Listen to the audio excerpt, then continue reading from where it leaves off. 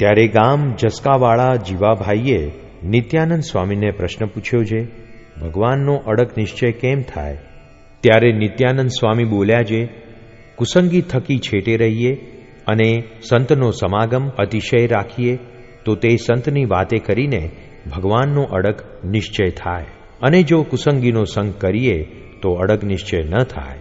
ત્યારે વળી શ્રીજી મહારાજ બોલ્યા છે, લ્યો અમે એનો ઉત્તર કરીએ છીએ. ભગવાનનો નિશ્ચય કરવો તે એકલો પોતાના જીવના કલ્યાણને જ અર્થે કરવો, પણ કોઈક પદાર્થની ઈચ્છાએ કરીને ન કરવો છે. હું સત્સંગ કરું તો મારો દેહ માંદો છે તે સાજો થાય, અથવા વાંજ્યો છું તે દીકરો આવે કે દીકરા મરી મરી જાય છે તે જીવતા રહે, કે નિર્ધન છું તે ધનવાન થાઉં, કે ગામ ગરાસ ગયો છે તે સત્સંગ કરીએ તો પાછો આવે, એવી જાતની જે પદાર્થની ઈચ્છા તે રાખીને સત્સંગ ન કરવો. અને જો એવી જાતની ઈચ્છા રાખીને સત્સંગ કરે અને એ પદાર્થની ઈચ્છા પૂરી થાય તો અતિશય પાકો સત્સંગી થઈ જાય. અને જો ઈચ્છા પૂરી ન થાય તો નિશ્ચય ઘટી જાય. માટે સત્સંગ કરવો તે પોતે પોતાના જીવના કલ્યાણને જ અર્થે કરવો, પણ કોઈ પદાર્થની ઈચ્છા તો રાખવી જ નહીં. કાંજે ઘરમાં 10 માણસ હોઈએ અને તે 10નું મૃત્યુ આવ્યું હોય, તેમાંથી એક જણ જો ઉગરે તો શું થોડો છે? કે હાથમાં રામપત્તર આવવાનું હોય અને રોટલા ખાવા મળે તો શું થોડા છે?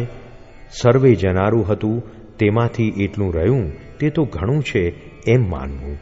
એમ અતિશય દુઃખ થવાનું હોય તો તેમાંથી પરમેશ્વરનો આશરો કરીએ તો થોડુંક ઓછું થાય ખરું, પણ એ જીવને એમ સમજાતું નથી. અને જો સૂળી લખી હોય તો કાંટેથી ટળી જાય એટલો તો ફેર પડે છે. ત્યાં એક વાર્તા છે જે એક ગામમાં ચોર બહુ રહેતા હતા. તેમાંથી એક ચોર સાધુની પાસે બેસવા આવતો હતો. તેને માર્ગને વિશે પગમાં કાંટો વાગ્યો, તે પગ સોંસરો નીકળ્યો. તેણે કરીને પગ સૂણ્યો તે ચોરીએ ન જવાણું, અને બીજા ચોર તો ચોરી કરવા ગયા. તે એક રાજાનો ખજીનો ફાડીને ઘણું ધન લઈ આવ્યા અને સૌએ માહોમાહી વહેંચી લીધું. તે પૈસા બહુ આવ્યા.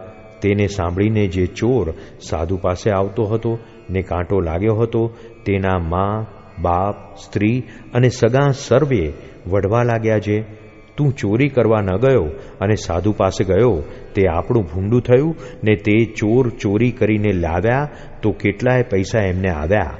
એમ વાર્તા કરે છે. ત્યાં રાજાનું લશ્કર આવ્યું ને તે સર્વે ચોરને ઝાલીને સૂળીએ દીધા. તેને ભેળે એને પણ ઝાલીને સૂળીએ દેવા સારું લઈ ગયા. ત્યારે તે સર્વે ગામને માણસે તથા સાધુએ સાત પૂરી છે, આ તો ચોરી કરવા નહોતો ગયો, એને તો કાંટો વાગ્યો હતો ત્યારે તે ઉગર્યો. એમ સત્સંગ કરે છે તેને સૂળી જેટલું દુઃખ હોય તો કાંટે મટે છે. કાંજે અમે રામાનંદ સ્વામી પાસે માંગી લીધું છે જે તમારા સત્સંગી હોય તેને એક વીંછીનું દુઃખ થવાનું હોય તો તે મને એક એક રૂવાડે કોટી કોટી વીંછીનું દુઃખ થાવ, પણ તમારા સત્સંગીને તે થાવ નહીં. અને તમારા સત્સંગીને પ્રારબ્ધમાં રામપત્તર લખ્યું હોય તે રામપત્તર મને આવે, પણ તમારા સત્સંગી અન્ન વસ્ત્રે કરીને દુઃખી ન થાય. એ 2 વર મને આપો. એમ મેં રામાનંદ સ્વામી પાસે માગ્યું. ત્યારે મને રામાનંદ સ્વામીએ રાજી થઈને એ વર આપ્યો છે. માટે જે કોઈ સત્સંગ કરે છે તેને વ્યવહારે દુઃખ થવાનું લખ્યું હોય તે થાય નહીં. તોય પણ પદાર્થ નાશવંત છે, માટે એ પદાર્થની ઈચ્છાએ સત્સંગ કરે તો એને નિશ્ચયમાં સંશય થયા વિના રહે જ નહીં. માટે સત્સંગ કરવો તે તો એકલો નિષ્કામપણે પોતાના જીવના કલ્યાણને જ અર્થે કરવો તો અડગ નિશ્ચય થાય. જય સ્વામિનારાયણ દયાળુ. આપને આ વિડિયો પસંદ આવ્યો હોય તો અમારી ચેનલને સબસ્ક્રાઇબ કરો, લાઇક કરો અને દરેક સત્સંગીઓને શેર કરો.